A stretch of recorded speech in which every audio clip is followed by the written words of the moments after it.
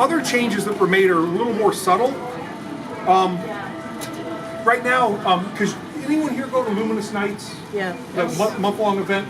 Well, it has a Chinese focus, and so right now we're playing Chinese instrumental music, but other times we can play other classical music.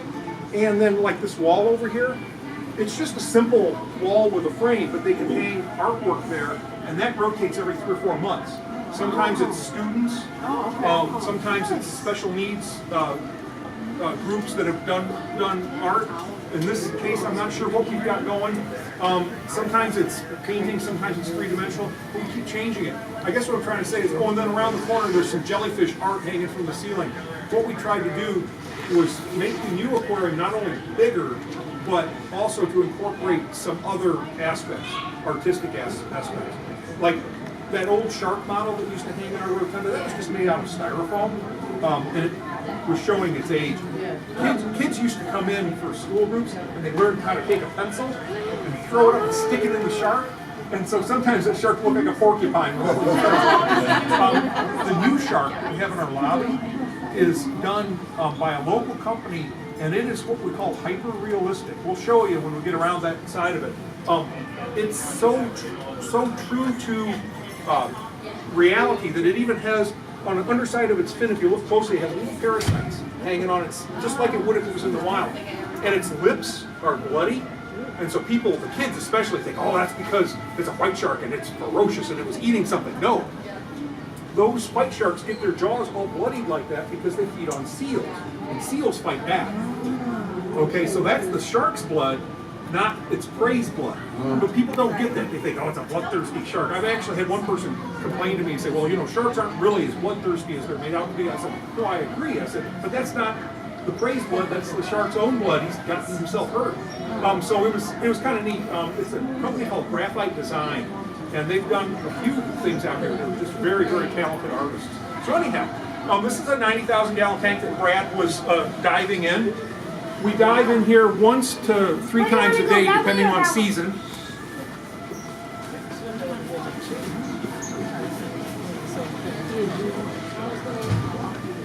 So I just read the placard here, and this is all artwork by someone named Paul Fletcher, who I don't know, but it'll change out, and next month, in a couple months, it'll be something else. Here's the glass jellies that were done by a local Toledo artist. It's not amazing, they're not realistic at all. As we come around this corner, we didn't actually start in our main lobby. We started at this tank. But everything from this point to here is completely changed. Front to back, reversed. But then when you come down this is called the West Hall.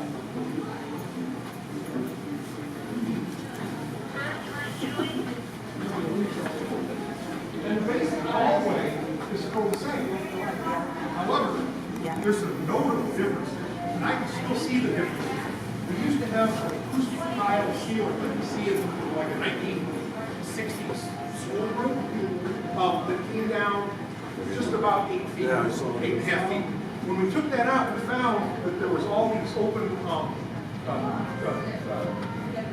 bracing and everything, that we didn't use the typical technique, which is to paint it flat black and it goes away.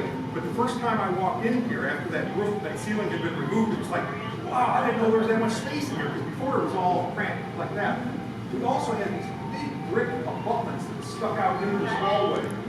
And those were, you can see the remnants of one here where they took it back by about 4 feet. Originally, when the aquarium was built, it was designed to be sort of like 3 individual rooms. And the architects wanted to make it one flowing space, and that's what they've done. But some of the original brickwork, this brickwork here has been covered up, and you can see the original brickwork here. And then if you come down here, a lot of people miss this. There's a graphic panel here that talks about the history of the building, and if you look up, they left some of it unpainted. And that's how it was, that's how it looked when we took the acoustic tiles down. And although these are the same spacing as the old exhibits, the glass has all been replaced. The decorative elements in the exhibits were all completely redone, and about 70% of the animals are brand new. So those of you, when the aquarium was closed for 2.5 years during the renovation, we moved about 30% of the animals across the street to a holding warehouse. Those animals were ones that were either irreplaceable or endangered species, things that we knew we had to keep. But a lot of other animals that we knew we were going to be getting back here, we sent out to other aquariums and then reacquired them for this facility. For instance, in the old aquarium, we had 2 black-tip reef sharks that had been here since I started here in 1989. We sent those out to the Ripley's Aquarium, and then we got 4 new black-tip reef sharks back from the Shed Aquarium. It just was easier than trying to hold those 2 older sharks.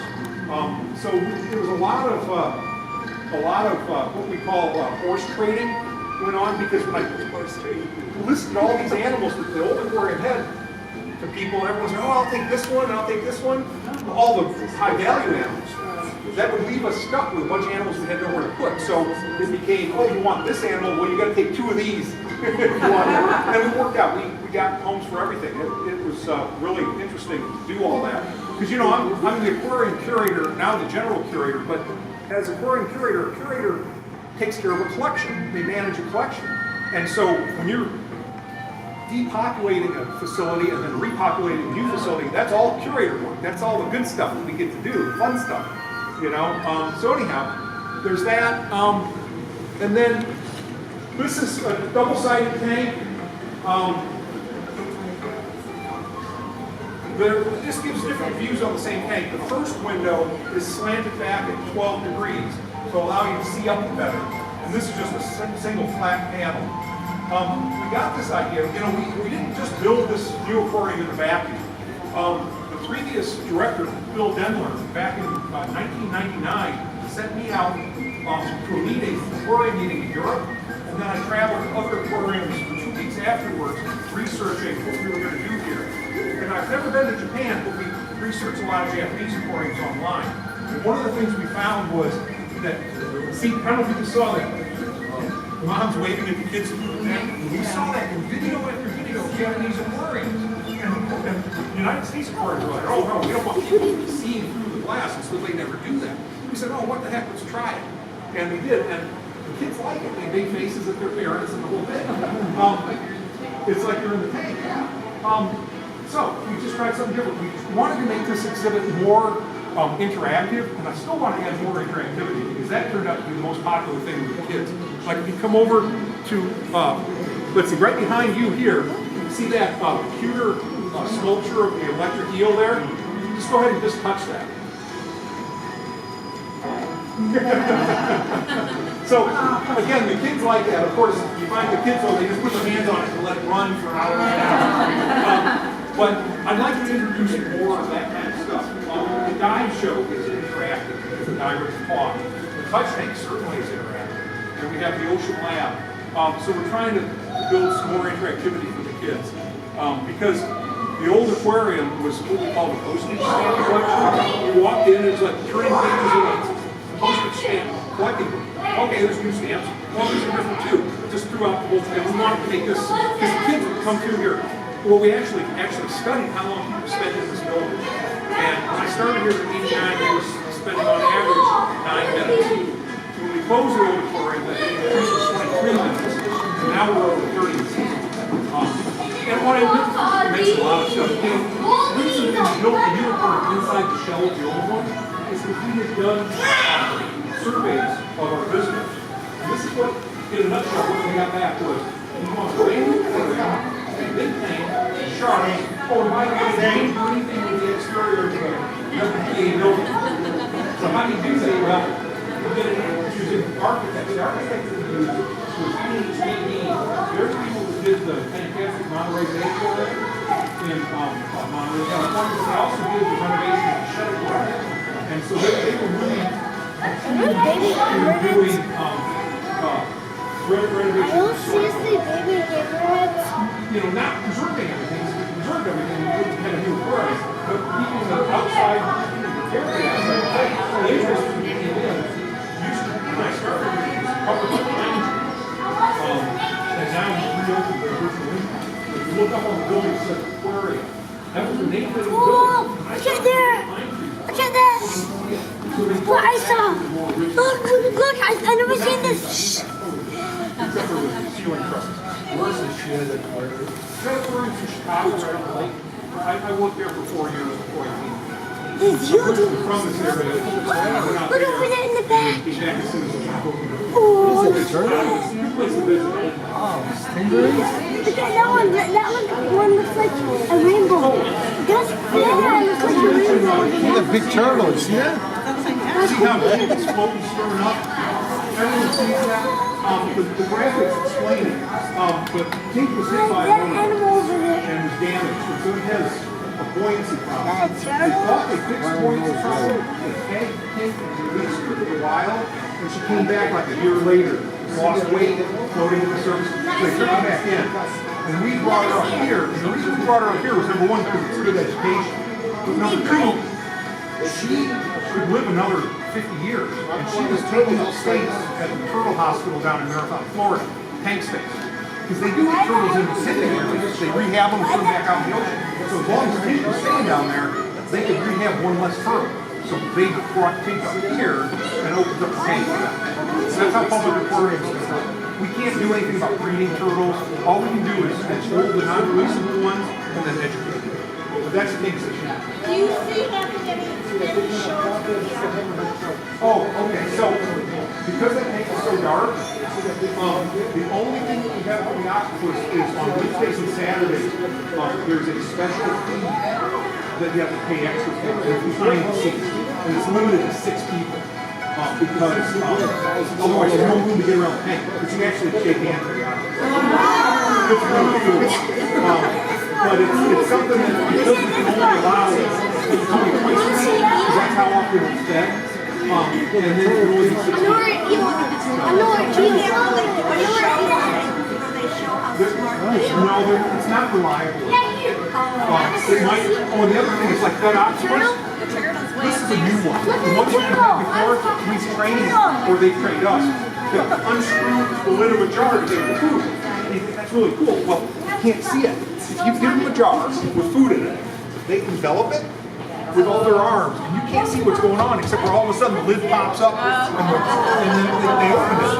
But it's not visual. There's nothing to see. And that's why we do it behind the scenes, because then the arms come out of the tank and you can touch them and everything. So I know some places have tried doing a set. They also tried with the electric eel doing a set time and everything. But a lot of these animals are unpredictable. In the big reef tank, we can do dives at a set time because even if some fish don't eat, some other one will. I highly recommend the Aquarium tour. Yes. So I'm just going to go look. Does anyone have any other questions? The 2 reef tanks. Are those the 50 builders? Wow, that's a good question. Those two, there were 2 long tanks in that spot, and they got rebuilt because the concrete was all correct. So Kevin shot it. In fact, this group is I'm going to try to take you up behind the scenes just for you. I won't be able to walk you back there, but you can see the old tanks that way. But those are completely rebuilt. And the reason we have 2 reef tanks is that there's 2 basic types of live coral, and they actually fight for space to grow. And they fight by sending out chemicals in the water. And it's called allopatry. And the soft corals in the first tank send out very strong chemicals that will poison the stony corals in the second tank. So we keep them in separate water. We've got constant flushing with current. So because we have a couple education people here, could you guys help? We're going to try this. If anyone has trouble climbing stairs, let me know. But there's only like 5 stairs, 6 stairs. If you can bring up the back of the group, I'm going to just take off behind here just so they can see behind the scenes.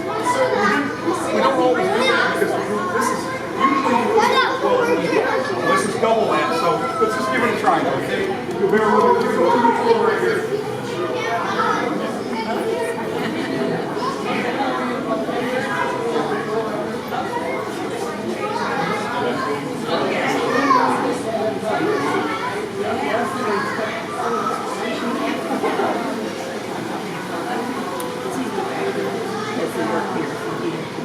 Yeah.